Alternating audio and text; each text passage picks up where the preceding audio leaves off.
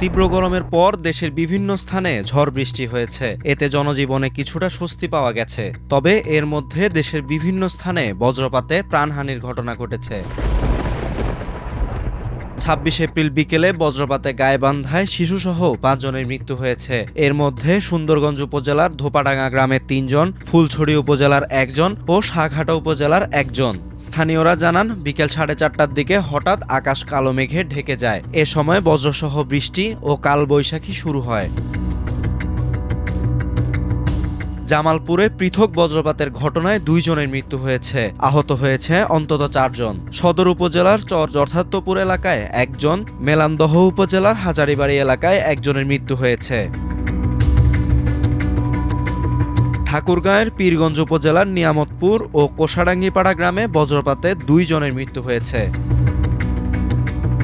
সিরাজগঞ্জের রায়গঞ্জ ও তাড়াশ উপজেলায় মৌসুমের প্রথম ঝড় বৃষ্টির দিনে আলী শেখ ও আব্দুল হামিদ নামে ২ জন বজ্রপাতে মারা গেছেন।